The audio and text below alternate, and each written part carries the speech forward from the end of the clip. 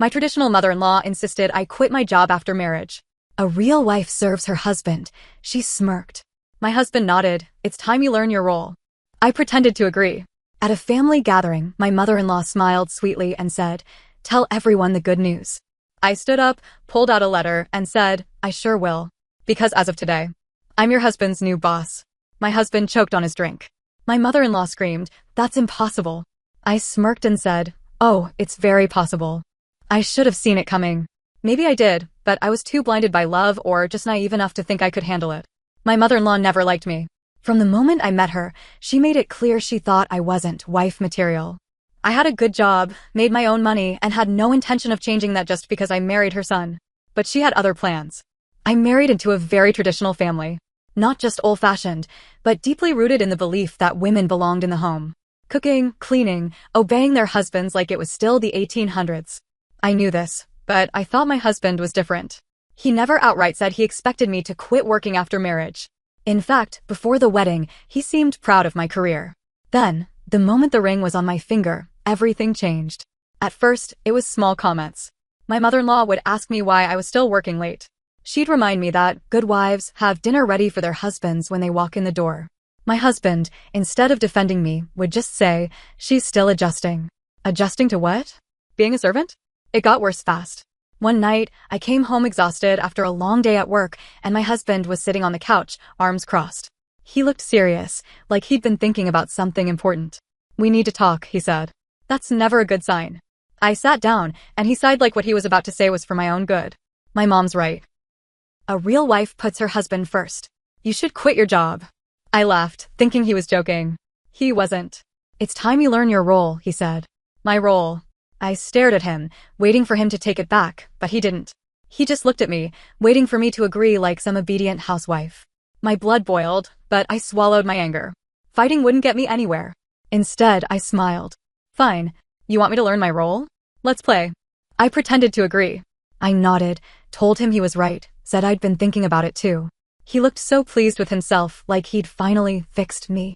His mother was thrilled. The next time we visited, she was practically glowing.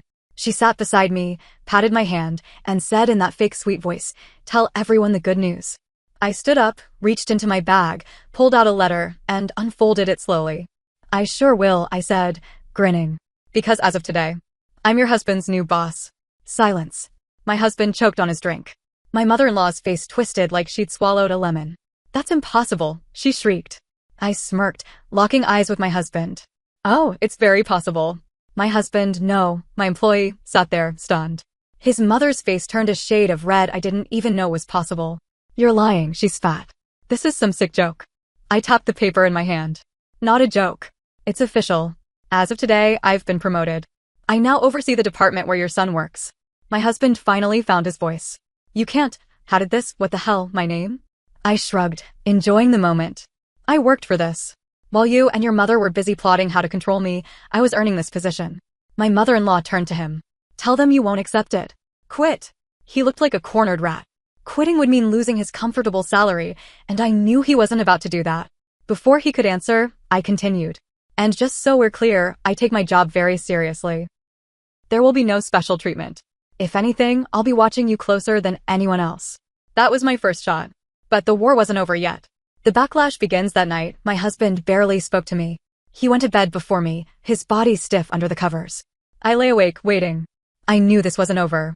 The next morning, I got my answer. I walked into the office and all eyes were on me. Whispers. Stares. Smirks. Something was wrong. My assistant pulled me aside. "Your husband has been talking. He's telling people you only got promoted because of favoritism. That you bullied your way into the position." "Oh, so that's how he wanted to play this?" I smiled, but inside, I was fuming. For the rest of the day, I kept it professional. I called my husband into my office like I would any other employee. He came in with that smug, arrogant look, the same look he'd given me when he told me to learn my role. I gestured to the chair across from me. "Sit." "I don't think I sit." My voice was sharp. He did. I folded my hands on my desk. "I heard what you've been saying." He leaned back, arms crossed. "People are just stating the obvious. You think anyone actually respects you here? You're a joke." I smiled. "You're right about one thing. People talk. And do you know what else they do? They document things." His expression shifted. "What the hell does that mean?" I turned my monitor around, showing him an email thread from multiple employees.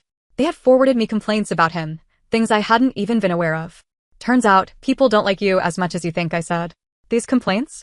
They were sent before I even got this job. You've been under review for months. His face went pale. I leaned in. See, I wasn't planning to make this personal. But you did. You want to spread rumors? Fine.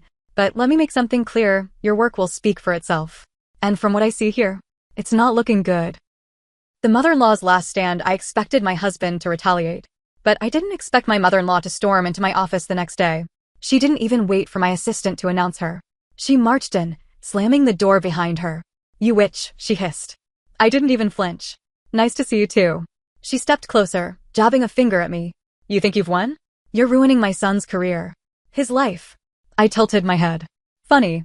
I thought he was the one trying to ruin mine. Her nostrils flared. You are nothing without him. You got this job because of him, I laughed. Actually laughed. Did he tell you that? Of course he did. He can't handle the fact that I earned this on my own. I stood up, looking her dead in the eye. Listen to me very carefully. Your son is an employee here. Nothing more. If he does his job well, he stays. If he doesn't, he's gone. Just like anyone else. She opened her mouth, but I cut her off. And if you ever barge into my workplace like this again, security will escort you out. Understand? She glared at me like she wanted to slap me. But I could see it in her eyes, I had won this round. She stormed out. I took a deep breath. This isn't over. But one thing was clear, I wasn't going down without a fight. 2 weeks after my promotion, I started noticing small things. Emails I never received. Meetings I was accidentally left out of. Paperwork that mysteriously disappeared. At first, I thought it was just regular office chaos. Then my assistant pulled me aside again. Someone's trying to sabotage you. I stared at her. Who? She hesitated. Then she whispered, your husband. I felt a sharp, cold rage settle inside me. He was actively trying to make me fail. I went through my files and started connecting the dots. He had been deleting my emails, forgetting to relay important messages, and even whispering to higher-ups that I was struggling in my new role. He wanted me to crash and burn. And he was doing everything in his power to make sure it happened. Fine, two can play this game. The trap I spent the next week setting a trap. I left a fake confidential document on my desk, something that looked important but was completely made up. I let my assistant, accidentally, mention in the break room that it was the key to a major upcoming project. And I waited. 3 days later, the document was gone. And the very next morning, my husband walked into a meeting with my bosses, presenting ideas from the exact same document. He had stolen it. The second he finished his presentation, I stood up. That's interesting, I said, tapping my chin. Because that proposal sounds exactly like something I've been working on. His face went stiff. My boss frowned. Wait, this was your project? I nodded. Yes, but that's the funny part. That document was never actually finalized. In fact, I turned to my assistant, who handed me a folder. I opened it, pulling out the real proposal, completely different from the fake one I planted. This is the actual plan. What my husband just presented. That's a decoy. The room went silent. One of the executives turned to my husband. Are you saying you tried to pass off your wife's work as your own? His mouth opened and closed like a fish. I busted. The fallout was glorious. The family meltdown that night, when I got home, my husband was waiting. He was furious. How could you do that to me? He shouted. I dropped my bag calmly. Do what? Expose you for stealing? You humiliated me. No, I said, stepping closer. You humiliated yourself. I just let everyone see it. He ran a hand through his hair, pacing. You're ruining everything. I crossed my arms. You mean the life where I quit my job and played the obedient housewife while you took credit for my work? Yeah, I'm ruining that. Then, his phone rang. His mother. I could hear her screaming through the speaker the second he picked up. What did you do? You idiot. I didn't even have to say anything. She knew. She knew her precious son had finally messed with the wrong woman. The last twist, and the ultimate payback. I wasn't done. Not even close. Because while my husband and his mother were busy panicking, I was making my next move. The next morning, I walked into HR. I placed a thick folder on the table and slid it across to the director. What's this? She asked. I smiled. A formal complaint. Against one of my employees. She opened it, and her eyes widened. Inside was a full report of every shady thing my husband had done. The deleted emails. The missing paperwork. The stolen project. Everything.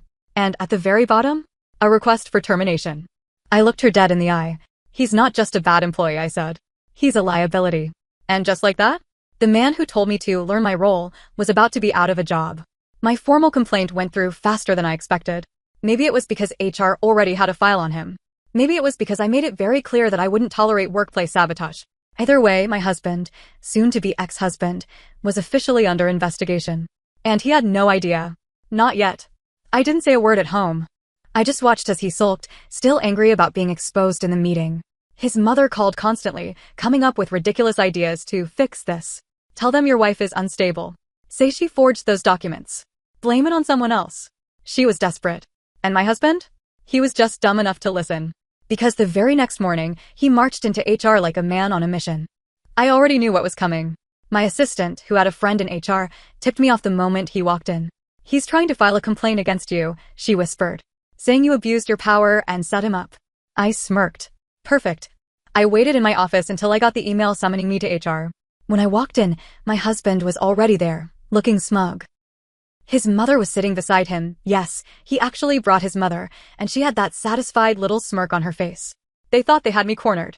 I took a seat, crossing my legs. What's this about? The HR director cleared her throat. Your husband has accused you of workplace misconduct. He claims you intentionally set him up to fail and created a hostile work environment. I turned to him. That's so. He smirked. It is. I nodded. All right, let's talk about facts then. I reached into my bag and pulled out a second folder, one much thicker than the first. I slid it across the table. In here, you'll find detailed evidence of his misconduct. Witness statements, email records, even security footage of him going into my office and stealing that fake document. His smirk vanished. His mother leaned forward. You're lying. The HR director flipped through the folder, her face unreadable. Then she set it down, folded her hands, and looked at my husband. This is bad, she said simply. My husband paled. The HR director turned to me. You're requesting termination? I am. She nodded. Request approved. My husband choked. His mother screeched. What? She shrieked. You can't do that.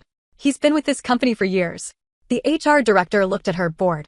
Ma'am, he violated multiple policies. He's lucky we're not pursuing legal action. My husband looked at me with pure hatred. You set me up, he growled. I tilted my head. No. I gave you a chance to be a decent person. You chose to play dirty. I just played smarter. His mother stood up so fast her chair fell over. You ruined my son's life, she screamed. You'll regret this, you little. The HR director raised a hand. Ma'am, if you don't calm down, I'll have security escort you out. Her mouth snapped shut. I stood up, grabbed my bag, and looked at my soon-to-be ex-husband one last time. I hope you learn your role now, I said sweetly. And with that, I walked out. His mother begged me not to divorce him. She showed up at my house, crying about how I was breaking up their family. I shut the door in her face. My husband tried to apologize a week later, saying we could fix this. I served him divorce papers instead. Last I heard, he was struggling to find a job. Turns out, when you get fired for workplace misconduct, people don't want to hire you. As for me, I thrived. I got another promotion 6 months later. I moved into a bigger apartment. I lived my life. And I never looked back. Revenge isn't just about getting even. It's about proving you were never the weak one. And I think I proved that loud and clear. The end.